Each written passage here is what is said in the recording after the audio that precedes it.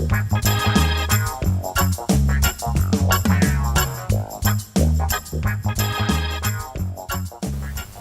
everyone, I'm back from America. I'm exhausted, I'm knackered. I'm still kind of getting over my jet lag, but I'm back to do another tutorial, cool one this time. So last one, like the last series, was all the Lambda, and we did all painting. It was all painting. This one, there's painting. I'm going to show you some wicked techniques in the next episode of this little series, but this one's like heavy modification. So you all know, I hope you all know, that I've just gone to Worlds and the legend that is my son won World Championships. Pretty cool. And he won it with like the most left field list going, double IG control bots, all with ion cannons, tractor beams. So I'd kind of had this sitting on the back burner for a while, and I've done one of them already, because I had this idea. I do like to kind of deal with my cartoony themes, a bit like the Mario stuff I did. And I love, who doesn't love Marvel? So Iron Man, Hulk, all that sort of stuff.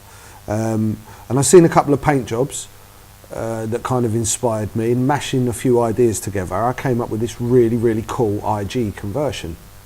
So, and it was kind of triggered by the release of the Camoglia. I saw something in the model. And I do like to do extreme conversions. I was lucky enough to buy the Camoglias off Protect Models that splits models up. So I got the Camoglias at a reasonable price, didn't pay full price on the packaging, but I brought me IGs. And I'm going to take you through this conversion. It's very cool. Right, so I'll tell you what I'll do first of all, is I will bring in, on our overhead shots, I will bring in the actual finished IG. So this one. Now, no one's seen pictures of this because this is painted in like a clear candy apple red over a silver pre-shaded base coat. And you can't really see how beautiful this paint job is unless, well, we haven't managed to photograph it yet. We're going to be going onto an SLR and trying to really capture what this looks like. But at the moment it looks pretty flat red, but all the there's darker, beautiful pre-shaded areas under this red that you can see when you hold this model in the flesh. I'll be showing you how to do that, but you can kind of see the theme. So that you've got the side of the Camoglia engines here, which are painted as Iron Man's arc reactors. And you can see it's the classic red and gold colour scheme. And these Camoglias, once you mount them on the side, it makes this IG so chunky. I mean, look at those engines in the back. It's like something like a pod racer smashed together with Iron Man armour to create this. Look at that at the front. These two awesome, it's got like 4 awesome cannons sticking out the front. So that's what we're going to work through, and I'm going to show you how to do it. That's the finished one. That's Iron Man. The one I'm going to do today is we're going to do Captain America. It's basically the same thing, but I've got some little shields, right? I'll show you what these are in a minute. I'll show you on the overhead now, actually. These are 2 little bits of Lego. I cut off a little piece on the top that was sticking up. I've sanded them down. I've got a magnet on the back just to block off that gap so that I can stick them on. And these are going to go. So if you can imagine where the arc reactor is on the other ship, these are going to go over that. So they're going to be like 2 shields, and I'll paint his Captain America star on the shields. And the one we're doing will be candy blue, not candy red. So I'll show you what tools I'm using. First of all, I've got some sculpting tools and a couple of brushes just for dusting off, a couple of steel rules and a tiny little screwdriver this time. You'll see why later. It's for prizing bits plastic apart.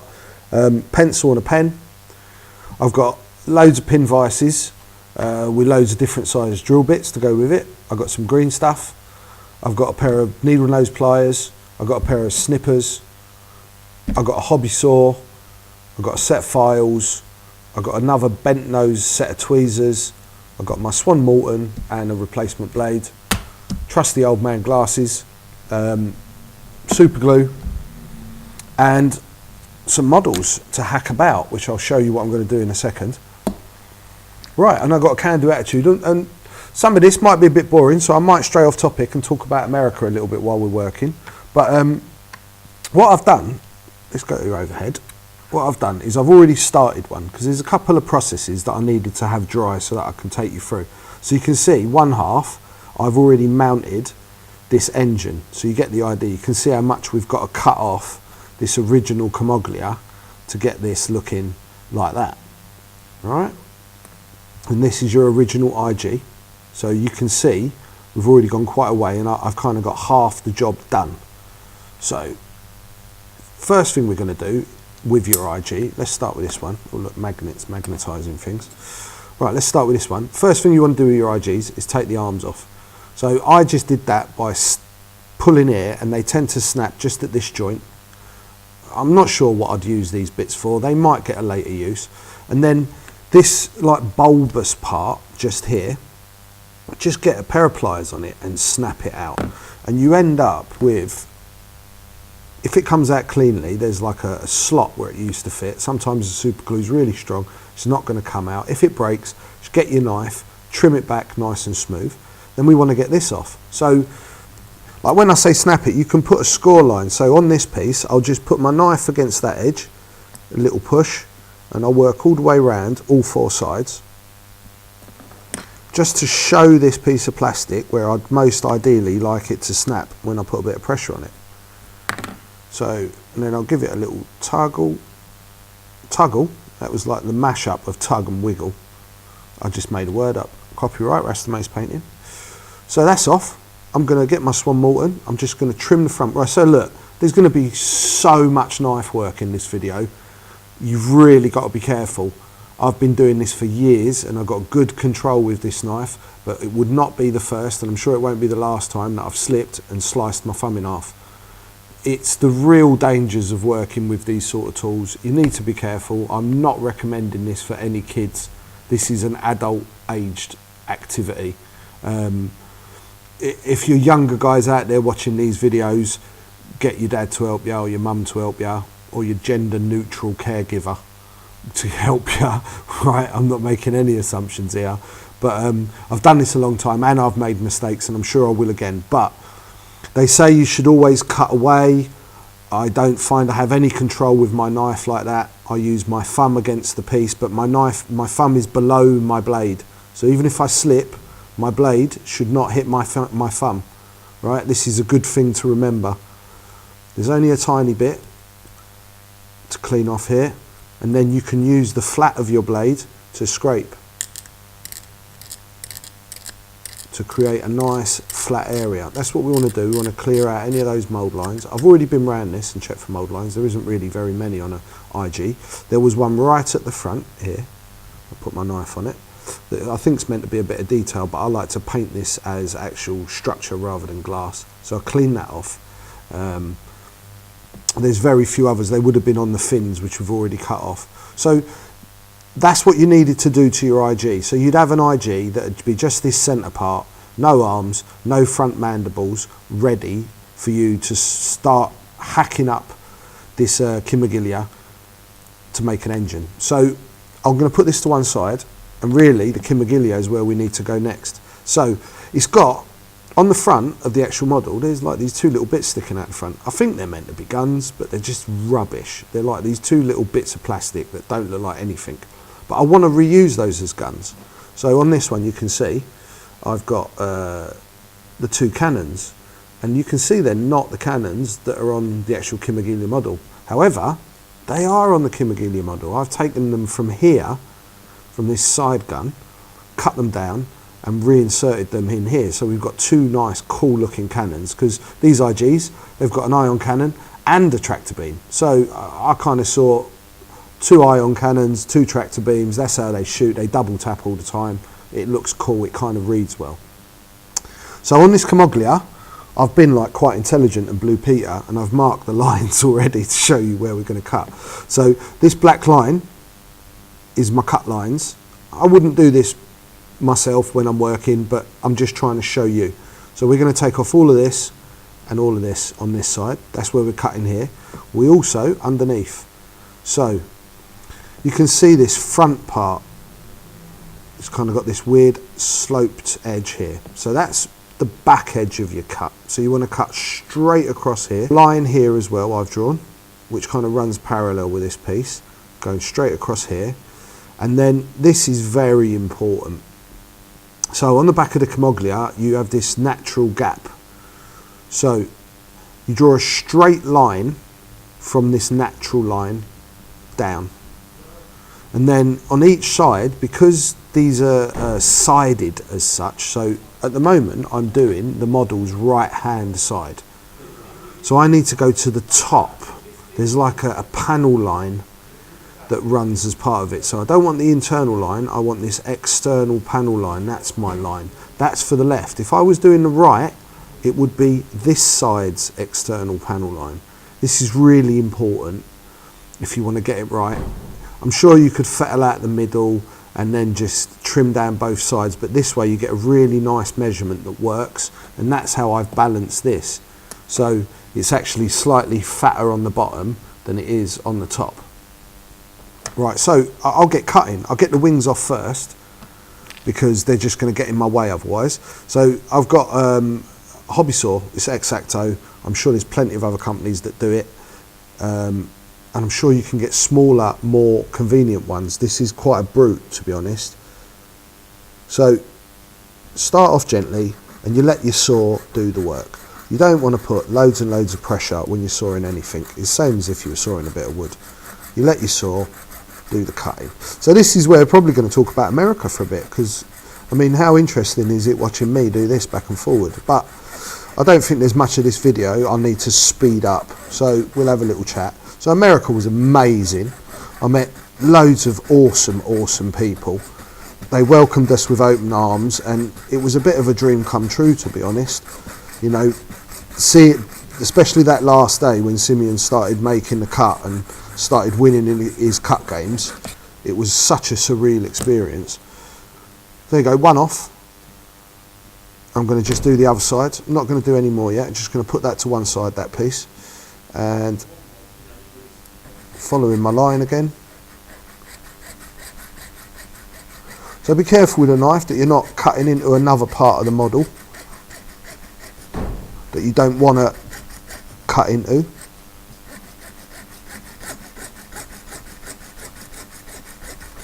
All that time they spent designing this, only for me to hack its wings off like a fly caught in a jam of jar. A jar of jam. Jam of jar. I prefer jam of jar. So, wings are off. Alright, I'm not going to do any more to that just yet. I'm going to keep doing all my sawing at the moment. So, looky, this is important. So when we're sawing through here, we want to go to this flat part. Right? We don't want to go right into here. We don't want to damage what's here. So we want to be mindful as we're sawing that we don't go into this part and this part, because this is detail that we'd have to remake, and we don't want to be doing that because it's just not necessary. So we'll start off at this front part. Take your time here. This needs to be a nice, straight, flat cut. And it's quite a chunky bit of plastic that we're trying to get through. Right, so better off going not far enough and then going back and sawing a little bit more. Remember, we don't want to damage what I said.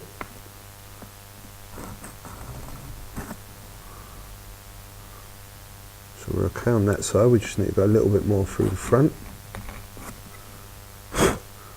That's that done.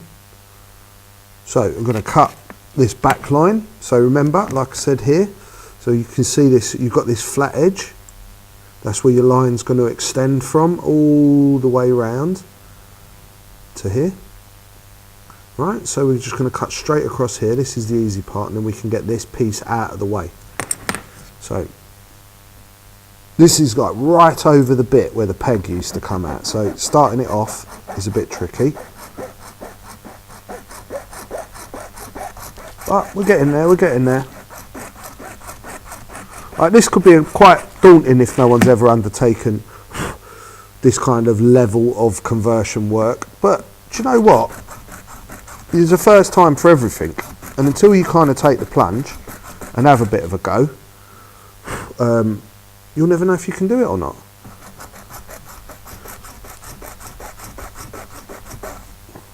If these Comoglias hadn't come out, I never would have thought of it. I just love the engines. The engines are insane. Like, they look like proper engines that kind of we'd understand. Great big dirty rocket engines, awesome. So, I'm pretty sure I'm through both sides. I'm just going to put my knife in here just to check I've gone through on these corners. So I have. There you go. There's that one. So this piece is still kind of attached. So what I want to do is I'm going to get me pliers, and I'm just going to try and help it to come off. Let's try with my clippers. All right, take your time here, guys. You might be doing a bit of plastic damage. Right, so a bit more of that come out than I was hoping. That hasn't happened before. But that's the joys of making a model. So let's get this side out. Right, this one's come out more how I was expecting, leaving this part, this little piece of detail. Right, that little piece, that same piece of detail has come out on this side. So I'm going to cut that off now with my knife. Let's get in there. See, I found these Comoglias to be so well stuck together, I haven't been able to work out how they come apart into their component pieces. So let's just clean that off. Right, so I just want to quickly put that bit of detail back in this piece. So I've got my trusty super glue, and when I want a little bit and I don't want to squeeze it directly on, I'll put a bit in the top of one of my mixing cups or anything plastic that you're not going to stick your elbow in, and I'll use my cocktail stick for a bit of glue.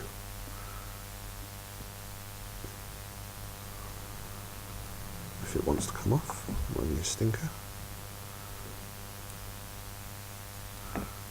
So, yeah, these are very well stuck together, these Comoglias. Most of the time, when I want to get a model apart, I'll put it in the freezer for 4 or 5 hours. And what tends to happen is that the freezing process seems to weaken the super glue joints. And with some careful wiggling, you can get the super glue joints to pop where they've glued it apart, which lets you, you know, like take the wings off your TIE fighters, for example. When I'm painting, I'll do that. So all I'm doing with my knife, so I'm just going in, and anywhere I've got a little burr, I want to try and clean that up nicely. Alright, just round here, where I've cut across, I'm going round. So it's very important with all model making, I've told you about cleaning stuff up. But same with this, as you're taking stuff away, you want to make sure what you've left behind is okay. So before I do any more, I'll carry on cutting. Right, this bit's really complicated and tricky and a bugger, and I might get it wrong, and I'm sure you probably will, but it will be fine. So because we've got to cut across here, but we've got this thing in the way, and there certainly is no way of getting that bit off the front because I think it's all attached to part of this. Right, we've got to be really careful with our saw. So you're not necessarily going to be able to get the angle that you want, or you might have to cut with just the front part of the saw. So take your time here, because getting this line started is not going to be the easiest thing. Little strokes, as you can see. And we're letting just the saw teeth do the work.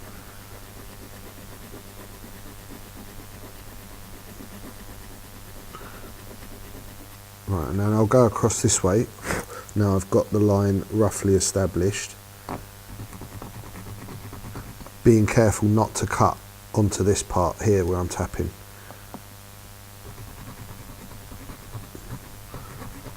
Right, so patience is a virtue here.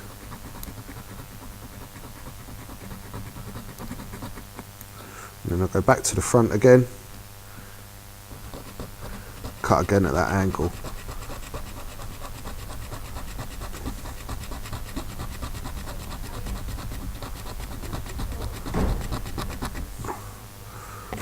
Right, so we're in store today. You know I do all my filming in store, and got customers popping in and deliveries happening. So if you hear some kerfuffle going on in the background, that's what it is. So I'm going to cut this one using that internal hole as my guide, and then I'll trim it to that other size once I've got this main piece out.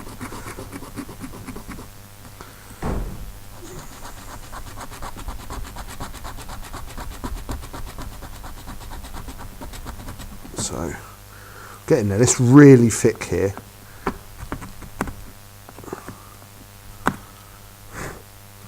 So we want to go all the way down with this one.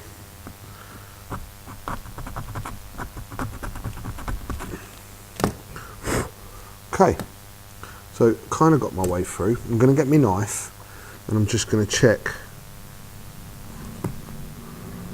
and run my knife along it. If I feel there's anything I haven't quite got through with that knife, with the saw, this may help.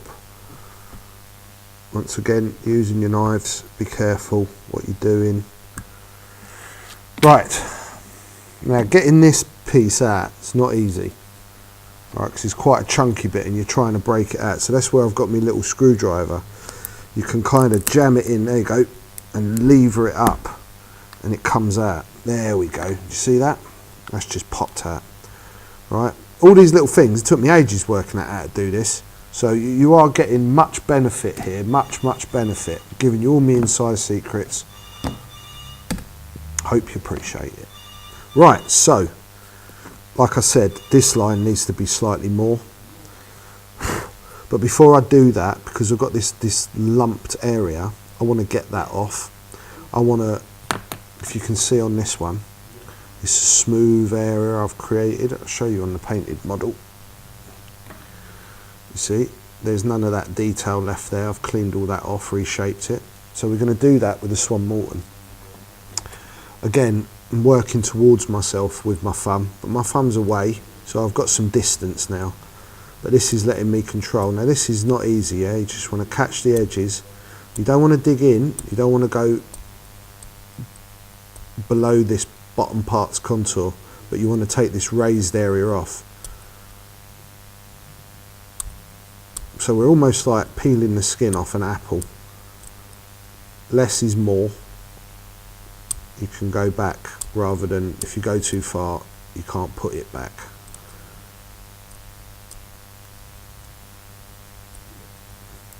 Right, so that's nearly level, but not quite. So with the flat of my blade, I'm going to work from one side to the other. And I'm going to scrape that edge nice and flat, nice and contoured, nice and rounded, you see, when you use the flat of the blade. Clean off here, clean off. Right, can you see what I've done now? So I've made it smooth, whereas this side, there's this raised panel area, right, which is not now like that. So that's what we're doing again on this side. So again, like I said, thumb away, take your time, expect the knife to jump a little bit, but you're prepared for that and your thumb should be far enough away from it. So we'll clean off this. So I've always converted models, and a lot of the joy with doing this is seeing the inherent piece in another model or another part of a model. It doesn't always need to be the whole thing. It can be part of a thing. So there may just be a section of a model that you want to take out and use or repurpose. Yeah, that's so cool. There'll be like toys in cupboards you can use. There'll be all sorts of little weird, like the lid of a Tipex or a super glue or something that's just got this geometrical shape, which is cool. And you think, oh, that'd look good as an engine, or that'd look good as a gun. I don't think there's any original ideas anywhere anymore. I think everything that you see nowadays is a rehash of nature in some respects. So we're still a little bit high there.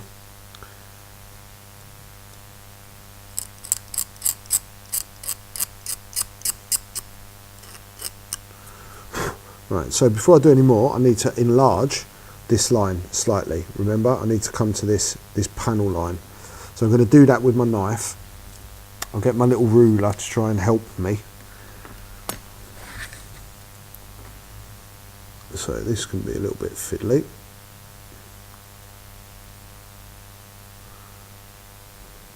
So I don't need to be hard, I just need to just gently give myself a score line following that panel line and across there.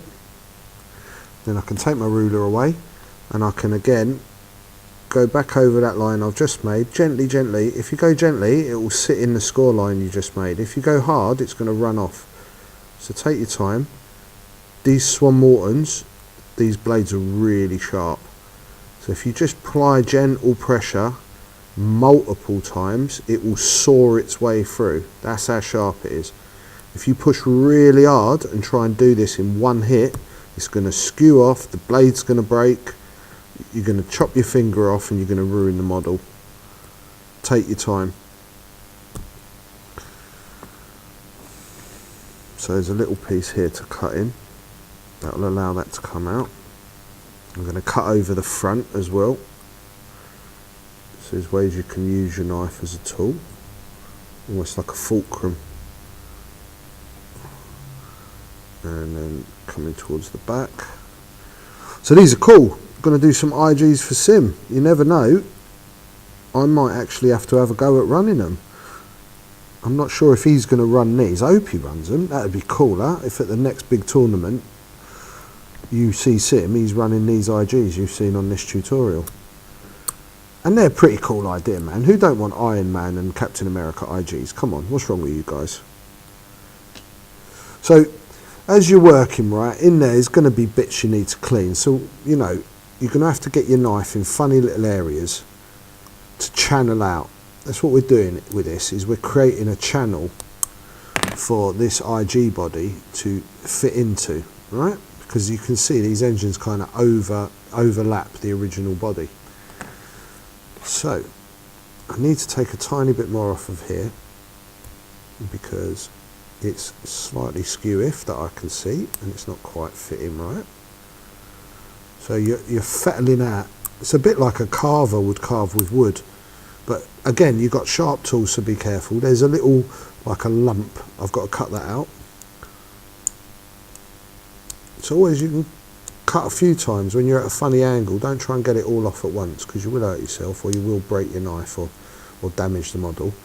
Also, there's this box part, and I know from experience what you need to do is you need to chamfer this to help it to sit.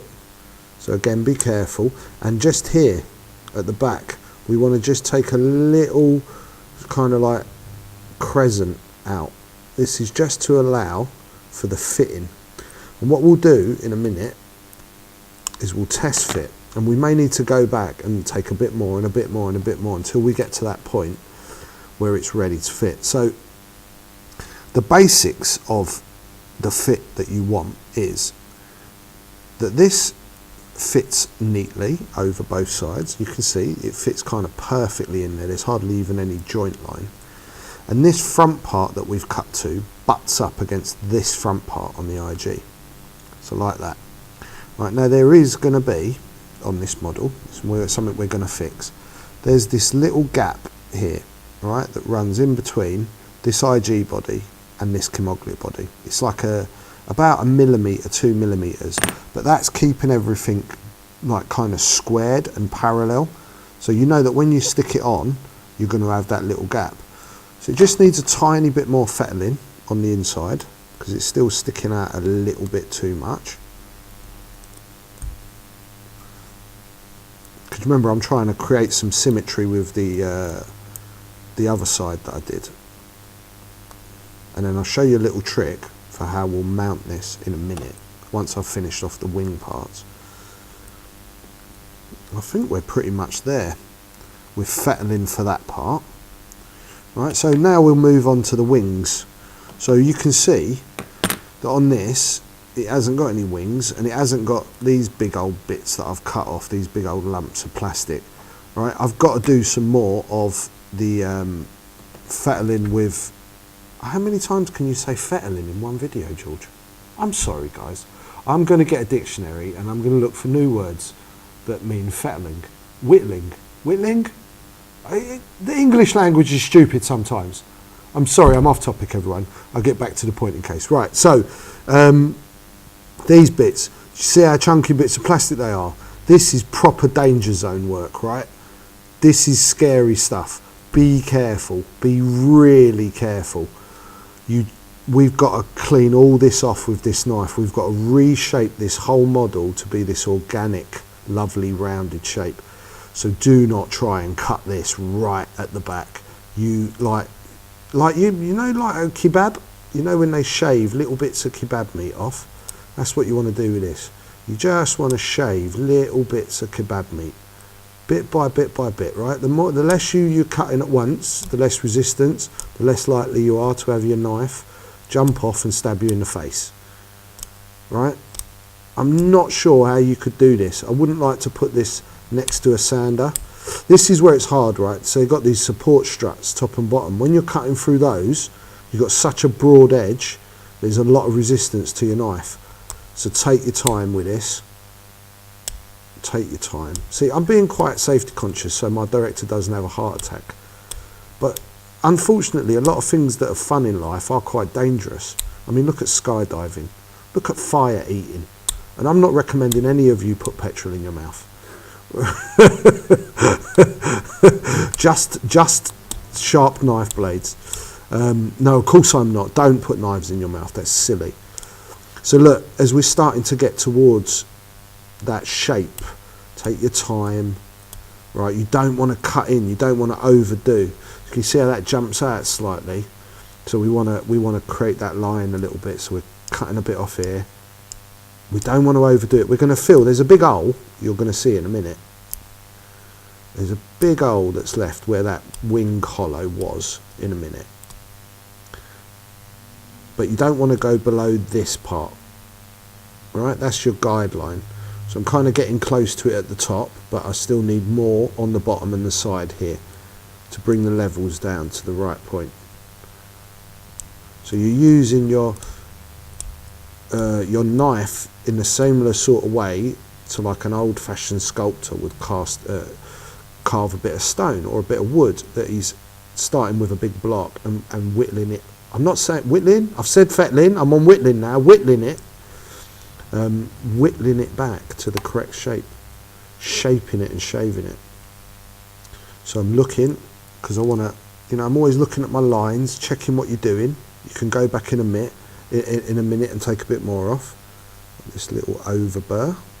As I'm going, I'm cleaning, just so I can see, is that line right? Do I want to trim that? I want to trim a little bit more at the front. It's showing me. And now we've got pretty much 98% of what we want off. I'm turning my knife. And I'm using the flat of my blade as almost like a plane that you'd use when you're, not a plane you'd get on to go to holiday, a wood plane. So if you were planing off the edge of a door, that's what we're doing here. We're planing it back till we've got this lovely organic shape. Let's blow that off. So you can see the difference already. You've got that soft, flowing like beetle carapace. And here you've still got the original lumps from the wing. So I'm going to get one of my files involved here at the moment as well. So I just want a flat edge. So I'm going to just go across here and across this line. And my file often shows me if there's anywhere that isn't quite right. So we're going to green stuff in this hole, and then we're going to sand this. There's quite a lot of work that has to be done. Right, a lot of the processes, weirdly enough, that's in this are very much like you would do with a car. We've got to do a lot of like primer filling, and a lot of back filling after the fact of priming, just because of how much work we've got to do here. The same you would with a car. There's a lot of like base coats, refill, another coat, just to try and fill up so you get this perfect, like as if there was never ever a hole here, like you're fixing a crash from a car crash. So I'll do the other side. And while I'm slicing off these bits of doner kebab, I'll just talk some more nonsense about worlds. So yeah, we were out there for, I don't know, 10 days. The weather was incredible, like ridiculous. we'd looked at the forecast for the week before, and they were all like, oh, it was all like, it's raining, it's like it's England. I packed far too much stuff, and as we literally got off the plane, it was 90 degrees, and it stayed like that for the whole time we were out there, apart from the last day where it got a little bit overcast and a little bit of light drizzle coming out of the sky. But the weather was just incredible. I think we were a bit blessed and a bit lucky. I met some of you guys, some of my Patreons from all over the world. Thank you very much. Those of you that I did meet or come and say hello. I certainly hope to see a few more of you over the next few months, next year, next big event. Certainly be back at Worlds. For those of like the overseas Patreons, if you'd like to come and say hello, please come and say hello, man. If anyone's ever met me, you'll know the thing I like most in the world is talking. Surprise, surprise, he says as he rattles on while he's creating plastic shish kebab. Right, but yeah, we're definitely going back again, because lucky for me, Simeon has won return tickets for us both, which is just pretty darn incredible. But I'd go back again even if we hadn't. It was an amazing experience. It wasn't cheap, just cost of air travel, and to be honest, I think I went with a bit of a delusional idea that food and stuff like that in America was going to be really, really cheap, and it actually was the complete opposite. It was really expensive, like way more expensive than you pay for food in the UK. I don't know what their wages are like, but they must be much more than we're earning if they're paying the sort of money they pay for a burger. It's just bonkers. But we had a great time. Certainly, I've never been to America, or Simeon's never been anywhere like that. We've travelled a lot around Europe, but never across the pond. So it was, a once in a lifetime trip. It was amazing. It was amazing to meet people from all over the world that love the same thing as you do. It was also, I don't know if I mentioned, but I was nominated for the Goldie Award for my Thunderbird 2, which I won. So got Best Painter and Best Mod for my Thunderbird. So really chuffed with that. So anyone that orders any pieces off me, I've now got a little bit of a title. I won the first ever Goldie Awards at Worlds with my work. So I'm really, really happy about that, to be honest. I think I wanted that more than I wanted success at Worlds, so to speak. So I've nearly finished this side. I'm just going over again with my file, trusty file. It gives you that. So most people don't realise this. Files work one way.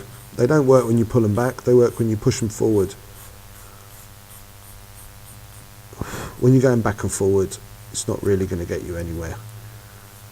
So all I'm doing is I've gone over this like straight edge, because I want to recorrect. As you're doing things, you're going to be knocking out the squareness or the sharpness. That's what we're trying to do when we do a conversion. We're trying to put it in a state that when it's all painted, it's so crisp and tight, you wouldn't know it was a conversion.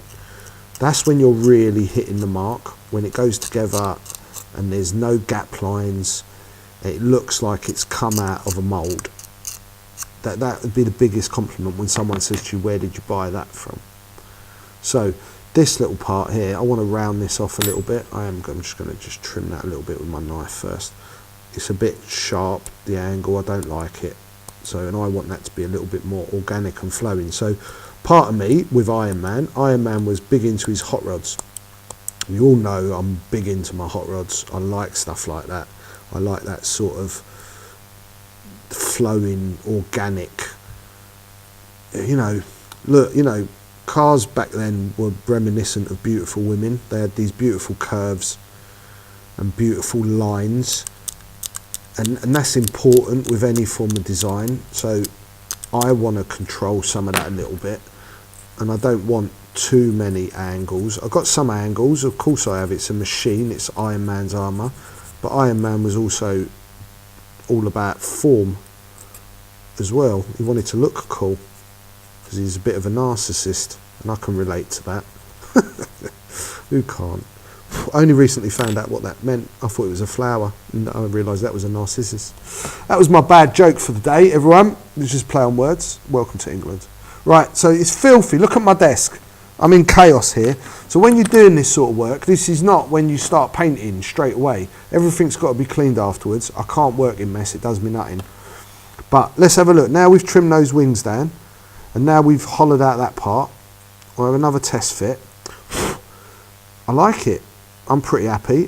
What do I want to do before I get that stuck on? I'm going to change these guns out, actually, before I get it stuck on, because once I've got it stuck on, it's going to be a bit more hard to handle. Right, so getting these guns out, this can be a little bit tricky as well. So the first thing I want to do is I want to cut them, but I want to use this, you can see, right? Let's see if I can get you just moving a little bit like that. So this front part, there's like this sloped part here. So I want to put my knife flat to it like this and come across and cut the nib of this gun off. Be careful, fingers, like I said, everyone. And same on this side. Okay, it's off. Right, so now you want to slice down here. You want to go down here. Can you see this line? You're going to go along the side of it. All right, be careful. Use your knife in a bit of a saw reaction, a bit of a seesaw, and it will find its way down. Same on this side. Take your time, careful, careful. So we're carving out the space we need, and you can nip that back in there.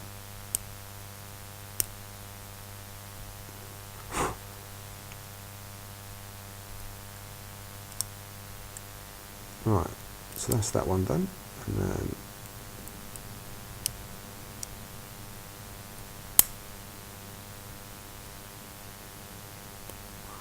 that's that one done.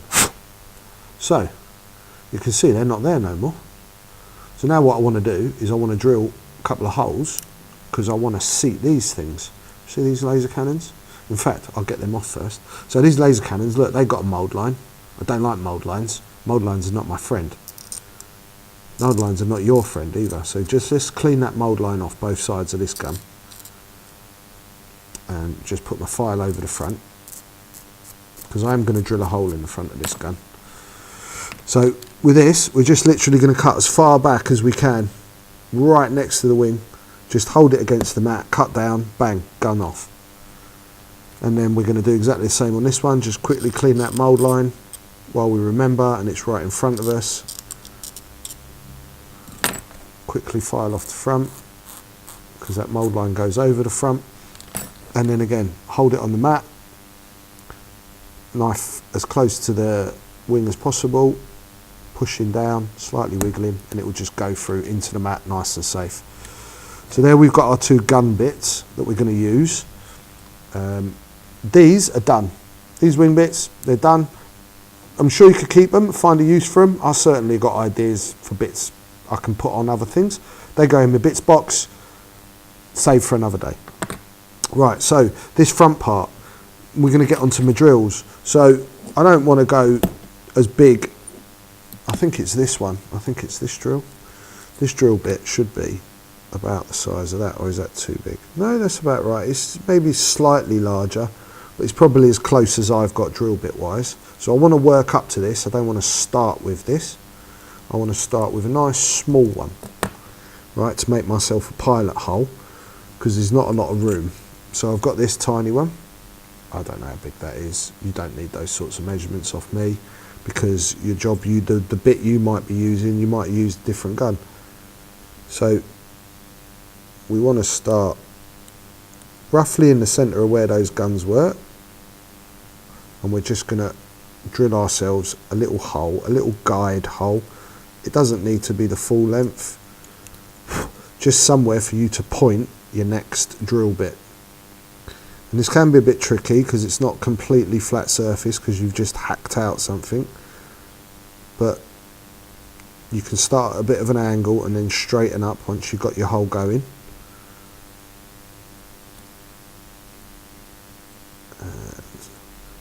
That's enough of that. Then I'm moving up to a slightly bigger one. I'm not going to go straight to this because I still want to enlarge it slightly, but that big one is quite a beast. So what this does is when you enlarge like this, I've got a squeaky drill bit. Of course I've got a squeaky drill bit. It allows you not to damage things. When you try and go in straight with a big drill straight away, you're going to get off centre, you're going to get out of line, and you can't correct. With these little ones there is hope of correction if you do get slightly wrong. And then I'll go in with my big one. Now I've got a decent hole. Yeah, see? So it shows it where to go. Whereas if you try to do that without these pilot holes, it's just going to skew off. It's going to damage something, and that's it. You're done then. You ain't going to be able to fix it. Because, to be fair, this drill bit's not much off the actual size of this gap. So the only thing I've got guiding where this going really is those pilot holes. Okay, they're done. So I get my knife in, because you might have a bit of over drill, you know, like the burr that comes out. Get in there. Make sure you've got that out before we go try and put in any guns in there. That's it, I've got my 2 pilot holes drilled. I'm going to grab my guns.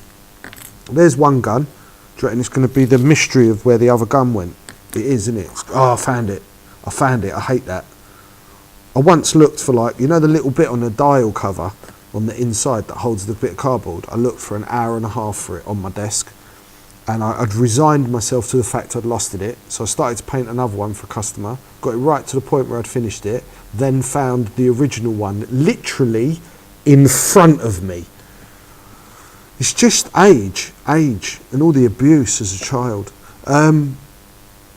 Right, so see what I did with the guns? Can you see? Let's get a better picture for you. Look, one gun's sticking out a bit further than the other gun. So that's, so to speak, the bottom gun of the IGs sticking out further. Top gun's in closer. It was just to make it look a bit, give it a bit of interest. So let's get these stuck in. So this, I can just dip the back edge of this in my glue. Roll it up. Right, and which one shall I start? So I want to reverse this. So this time, because remember we're going sided, so I've put it the way I want it. So the top one is going to be the short one. So that goes nicely into that hole. And that, I've lined that up. Yeah, literally with the front muzzle of the gun lines up with pretty much this bit sticking out. I don't know what colour it is. Is it brown, green, red, John? What colour is this piece? Brown. Brown? Yeah. Like this brown, there's a browny bit here as well. That's what you get. That's it, guys. You've signed up to the Patreon of a colourblind man to teach you how to paint. Anyway, I've lined that up to the front muzzle. The next one that's sticking out a bit more, I'm lining up to this back part because it's like a 2-part cylinder. It just gives you, so I'm not saying you have to copy me exactly, but little things like that when you're making something, when you're trying to make 2 of something, that symmetry is really important. Those measurements are what will set it apart so that they're both the same, both sides. Like I said, not something you've made, something you've brought. That's what we're aiming for here, something that's a thing. So that's my gun set. So while that's drying, I'm going to mix a little bit of, in fact, what I'm going to do quickly is I've just got to clear off a little bit of this schmuckus. That's going to be my word for it, because it's doing me nutting.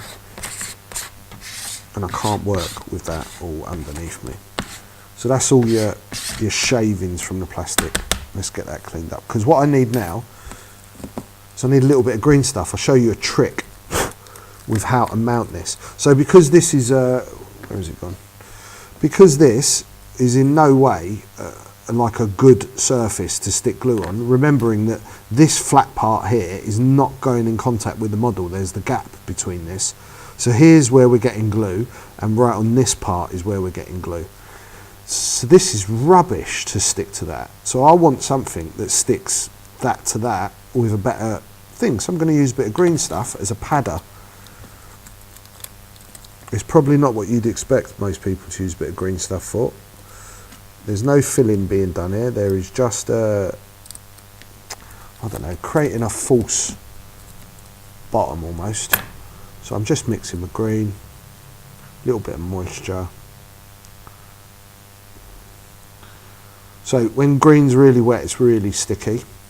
And I'll show you why that's good in a bit when we actually use some green stuff for filling. But it's also not great for this, because what I want to do is I want to be able to test fit it and get it off without the green stuff sticking all together. So there's a little trick to getting around that. So looking at this, is this too much green? No, it probably isn't. So look, I'm just putting that bit of green in there. Can you see what I've done? Right, then I'm going to put a load of moisture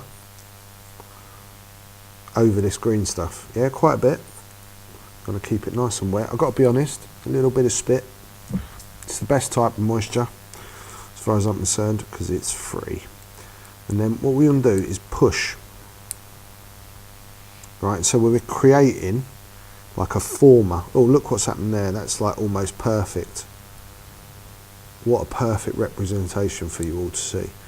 So I'm looking at my model head on and checking I've got it lined up. Look how cool that looks with the two things on the front. It looks so mean, right? And then I pulled it out. Look, the green stuff has created this little nodule that fits inside that gap. So it's almost a locator, and now I've got this nice flat surface to glue to, and even a locator knob. Nab? Oh God, my lack of ability to speak English in this episode is astounding. Oh, it's obviously too early. So, glue, straight on the green. I don't need to worry about using my toothpick here. A little bit on this part, because this is going to stick to the actual front of the IG. And then we're just going to get this bad boy glued together. Right, now, while you've got that split second, you ain't got long, now mind. You just want to make sure it's parallel, symmetrical with the other side.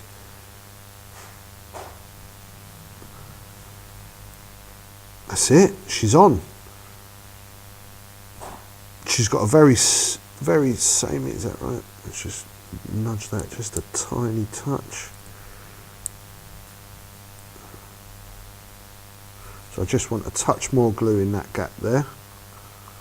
Just in this part, I can get that in there with my toothpick, so I'm not going to damage my model. Sorry, I've come off centre a little bit there.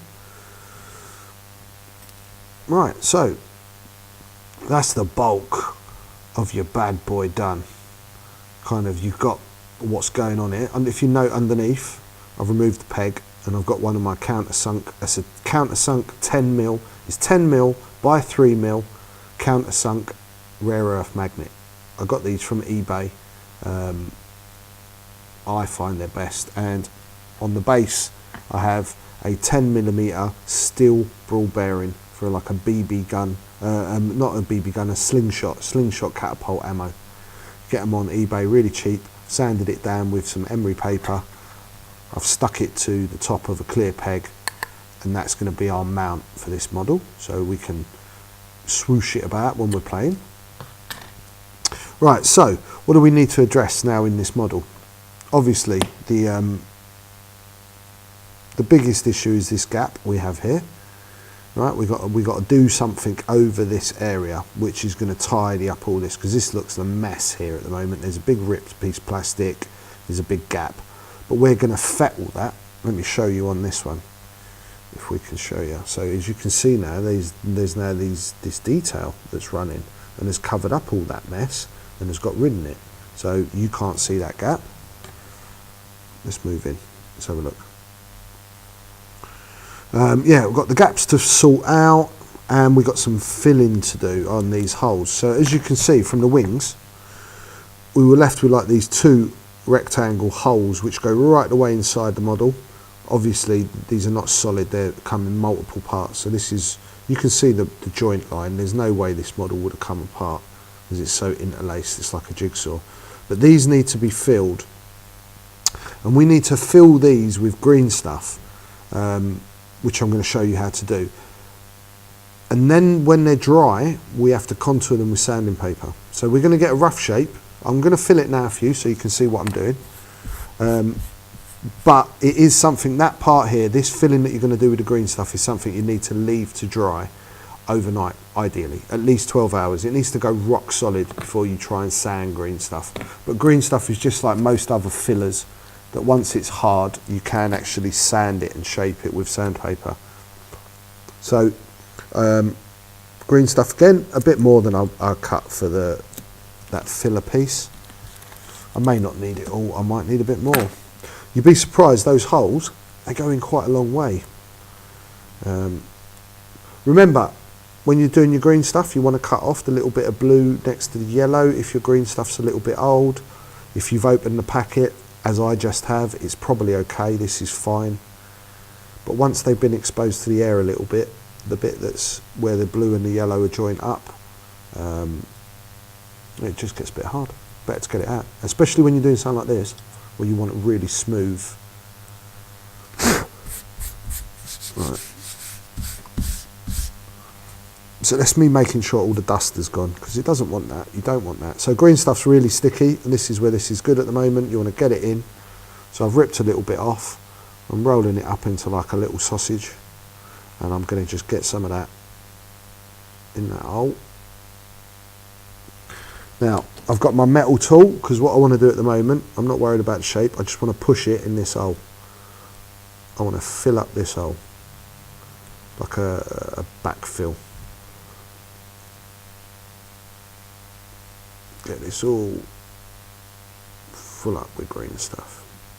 It just keeps going in, it's bizarre. It like finds gaps. But it's worth really taking your time and really getting it in. Because when you come to put the final little bit of green on, it just stops it messing about. So I've taken off the excess. I'm not finished there yet. That was me just filling the hole roughly.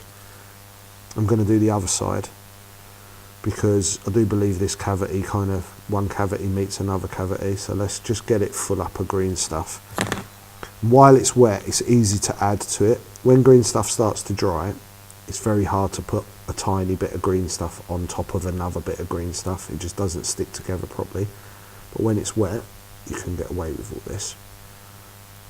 It's really soft and still going in incredibly. I don't know where it goes. It's like, there must be like another dimension inside this thing's wings. So I've already done this on the other side, as you'll see in a minute, because we'll get round to doing some sanding on the other side in a minute. So we've got to the point on that side where it's stopped. It's pretty much full up. Just cut off the excess. Right, let's mix that again. Now we don't need much now, because really all we want to do is get this flat. So let's get that over there. Using this flatter part, this like, I don't know, it's a bit like a kidney bean almost. As weird as that sounds, we just want to push that back on. That will create the stick. Now there's like this join line, I'm going down that. So now I'm using it purely for filling. So I want to just, you push it in and it just fills in this like micro gap where that line was. And so now we're using moisture on the tool and some pressure. So now this should be pushing into those lines. Now I've switched to this flat part of my tool, and I'm using it to guide the green with the contour that's already there. So being careful, remember you've got this bit here that you don't want to, you know, that is soft, it is just full of green, but you use your tool against the actual existing hard parts to help you to get that shape. And at the same time, I'm removing excess green, you can see. And now what I've got here is pretty much close to perfect. I am going to use a clay shaper. It's where clay shapers are great. This is my great big one. And I'm just going to go over it. So this is not 100% perfect just yet, but with this clay shaper, what you don't want to do, right, so if you were filling a crack in a wall, you're a decorator, and you put polyfiller on it.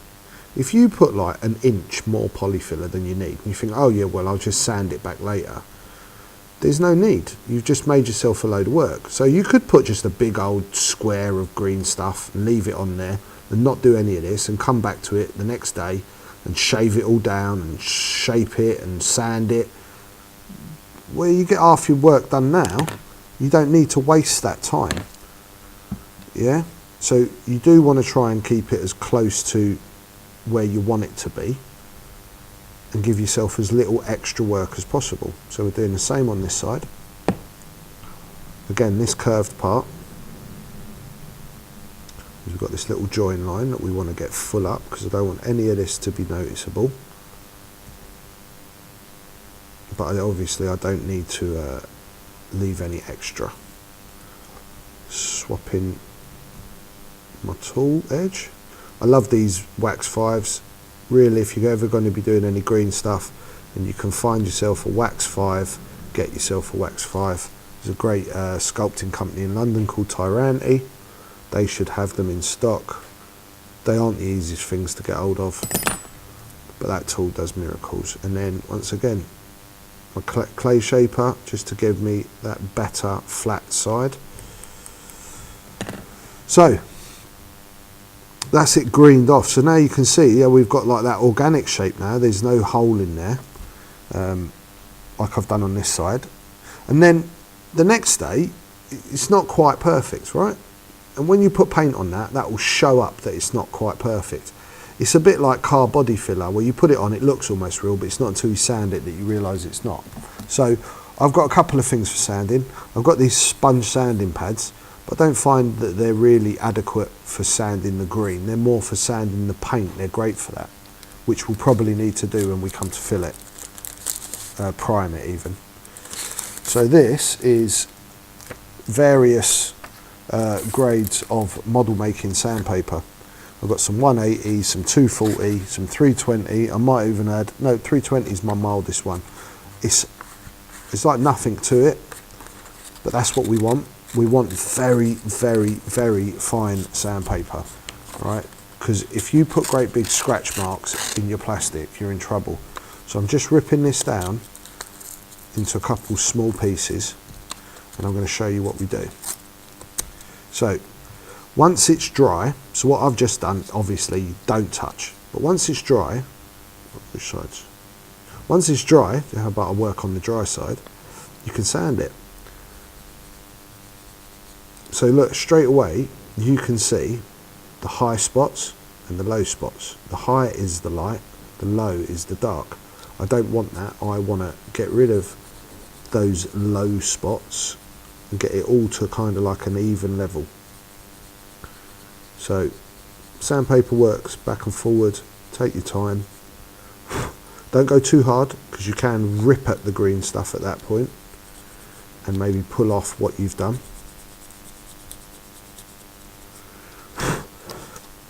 And you can use the edge of the sandpaper to go along the straight edges. You don't want to damage any of the other detail on the model with it. You want to keep to your area of where the green stuff was.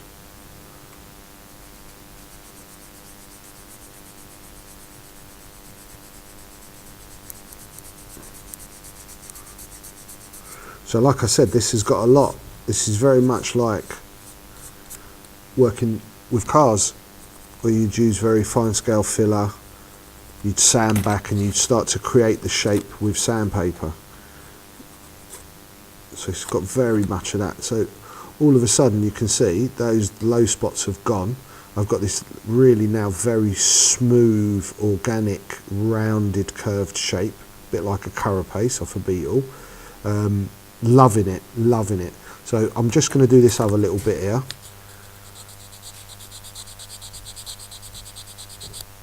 So like I said, this is your next day. You'll be able to get on with another little job in the first day, or you could, you know, whichever way round you want to do these is up to you. If you want to leave all the green stuff until you've done all the plastic work, do it. I'm just working through with what feels kind of natural at the moment. Alright, see, this one didn't need nearly as much sanding as the other side. So dusting off. So I've got that lovely organic shape. Right, so we filled in this side. This is wet. need to leave that for tomorrow, but that weren't the point. I don't need you guys to see me do the whole thing. I've shown you what you need to do. So let's fill, keep it contoured, try and keep it as close as possible, and then finish it off with some fine grade. That's 320 grit. This is Tamiya sandpaper. I'm sure there's other model making sandpapers, but this is specific stuff for the models. This is not, you won't buy this in B&Q. This is more akin to car bodywork than this is akin to anything you're going to get in your B&Q shop or your local Home Depot, whatever it is, wherever you are. So really, the last thing we need to do is just address these gaps that we got on the two sides. And this is going to be with my trusty Plasticard. I've got loads of it with me today. I really just want to use some rods. You can see how much stuff I've got if I bring it in camera. There's loads and loads of it, loads of packs. This is accumulated over time. You don't need to go and get all this stuff yourselves. You can be quite limiting as to what you buy. I just want these like rods. I've got lots of different sides of rods, or what would they call it? Yeah, it's called rod. When it's tube, it's got hole down the middle, and this ain't got hole down the middle.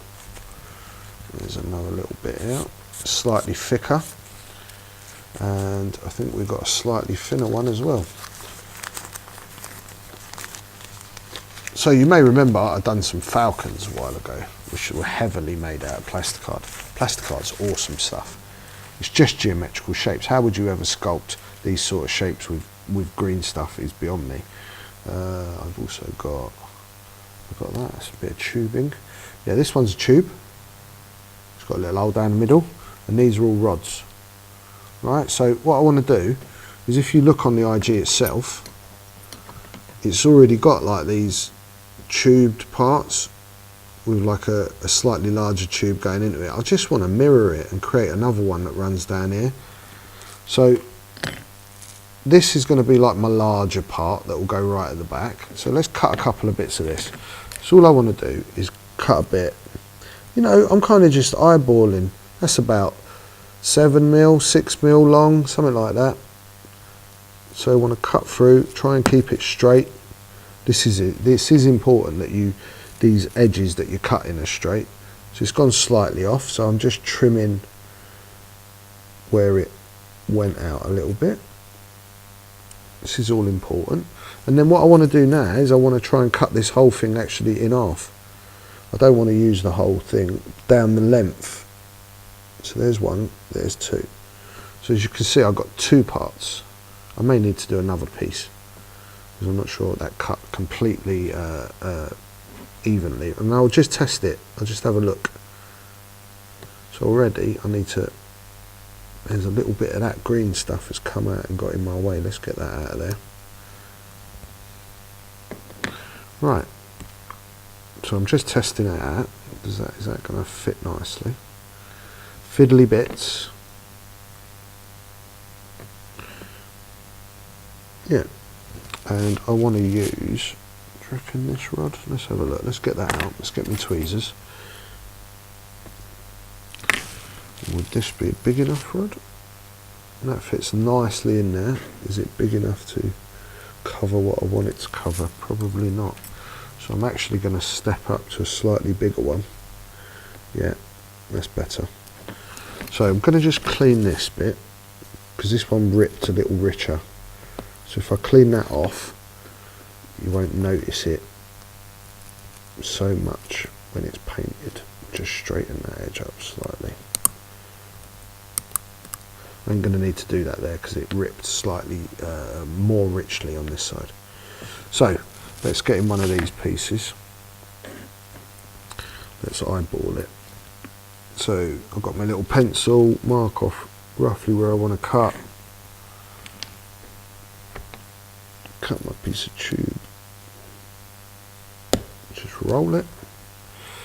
And then let's have a look with my tweezers. It looks about perfect to me. So all I've done is I'm going to be filling that little gap with just this bit of geometrical plastic. This is the only bit of real plastic work you need to do. There's a couple of little like rivets I'm going to make out of plastic, but they're like just me indulging myself, to be honest. So that fits nicely in there. Let's push that up with my tweezers. Then one of these parts that I cut, these caps, I shall endeavour to fit this over the top. Yeah, perfect.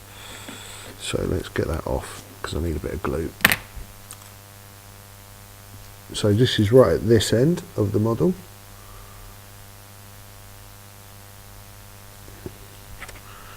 And then never goes the way you want it to go. There we go. And then in you go. And give that a little push.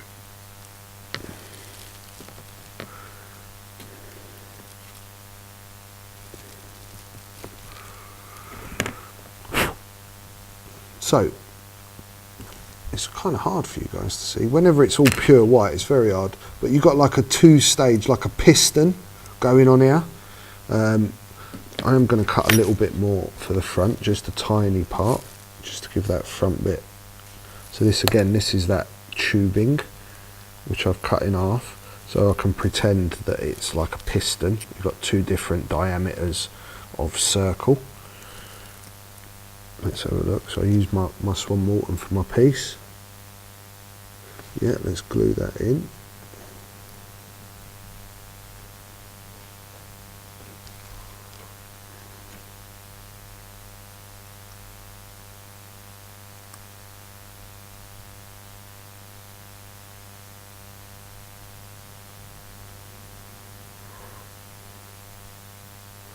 Sorry, I've gone quiet there because I'm really concentrating. That's not quite right. I've got this little bit of plastic that's just in the way, stopping me sitting that in right. So I'm just going to cut a little notch in. Right, so all these bits I'm doing, I can't give you like a rundown of every single test fit stuff. And remember, you've got to kind of like adapt, improvise and overcome as you're going. So yours might be just slightly different because of where your knife hit or because of whatever reason.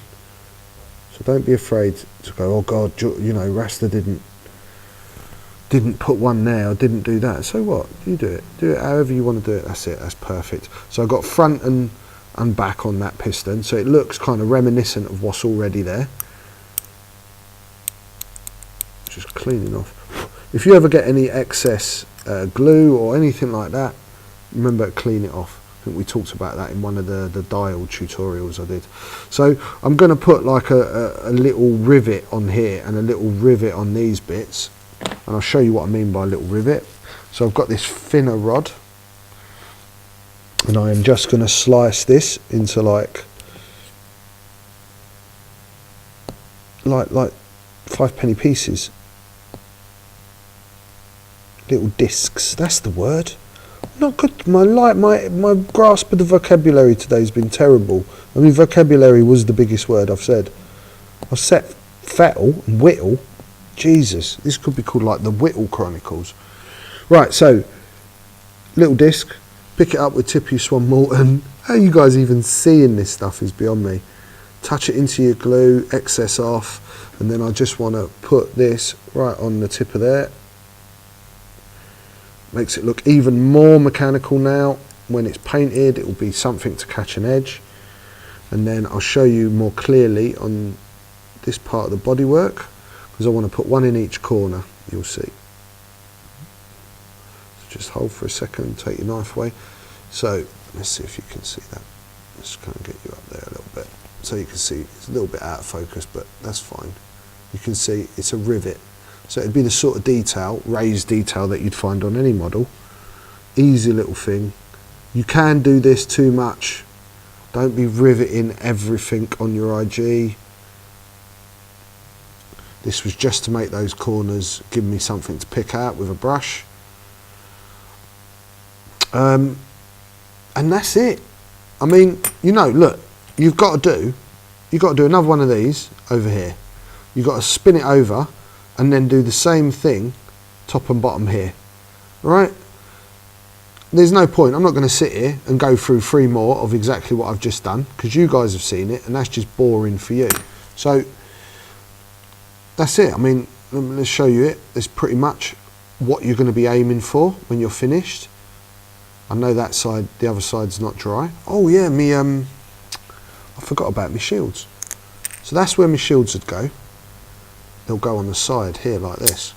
Oh God, magnets go in the middle, dropping everything. So they'll go on the side. Right, so I'm going to put a tiny bit of green stuff in the end, let it dry, and the same processes that I've done there, sand it down. Then I can paint these separately and stick those on at the last minute, right on top of where is realistically Iron Man's arc reactor on his version of this ship. So that's all I'm going to be doing to the shields. So let's get my old man glasses off and let's talk to you guys now. So that was it. That was like the conversion part of what we're doing. What I'm going to do now is I'm going to go home and I'm going to do some stuff to this model and I'm going to bring it back, and in the next episode we're going to paint it. So painting techniques for this one are going to be a little bit different to what we've done before. So I'm going to base coat it in a really dark black metal, like a gunmetal black, but it's almost black. Then I'm going to 2 or 3 stage highlight with the airbrush in varying lighter shades of steel or aluminium, that sort of colour. And I'm going to do something which is kind of akin to pre-shading. So pre-shading by the book is that you have a base coat and then you spray in darker areas. I'm starting dark and I'm going to spray the light in, but I'm going to leave those dark areas because that's going to be a biggest part of the paint job on this ship, because it's the actual underneath colours that are going to affect my top coat. So it's all going to be done in silvers, right? This is what you need to imagine. So this again is going to be akin to hot rod car painting, where you'd base coat the car and then you'd candy clear it with like a pearl paint, which showed the base colour through. And it was how that base colour was finished would be how the pearl or the candy would reflect. So we're going to try and put in those darker and lighter shades underneath the top colour of blue, because I'm going to be using a clear paint. So the red was achieved with a Forge World Clear Red, the blue is going to be achieved with the Forge World Clear Blue, but I need to do this pre-shading, and there'll be some actual even washes right into the gaps, because I want to see that under the paint. So it's really interesting paint job, really fun to do, and the effect is like pictures just don't do these ships any justice. That's why none of you have seen a picture of this IG yet on my website, because I'm struggling to take a photographic picture that even gets close to showing you the effect. I'm going to have them in my bag for Euros, hopefully. I'll at least have one of them. So if any of you guys have watched this and you want to see it, come over, see me, ask to have a look at the IG, and I'll pull it out and you can have a look. I hope you've enjoyed it. I'm all out of breath and I need to go and buy a dictionary to work out new and interesting words to say to you people, instead of the nonsense that's come out of my mouth for the past however long it's been. Thank you for putting up with me. Thank you for the break. I know I've not been here for a couple of weeks. I know we've had some videos on, but I've not been pumping out the stuff on my page which I'd normally. Normal service will resume in the next couple of days once I sort out all my thousands of photos I've got from America. Thanks for supporting me. Share the word, get the message out to your mates, get them on my Patreon. The more of this, the more money we get bringing in every year, the more of this I'll be doing. Also, a quick one, next month's giveaway month. So for those of you guys that have been on my Patreon and have signed up for the different categories, there will be a big ship, a small ship and a dial coming to you next month. I'll bring you more details as what those ships are in the next week or couple of weeks time. So get excited. The end of June is when we're going to draw, start of July, end of June. There will be ships actually flying out to you guys, complete sets, beautifully painted by me. And as a little way of saying thank you for your support on the Patreon, we'll think about some other freebies to be doing as well for you other guys, you $2 Patreons. Maybe we'll do some acrylics or a card or something. But thank you, hope you've enjoyed it. That's it for this episode. In the next one we'll be painting it. Join me then, won't be soon. One love everyone.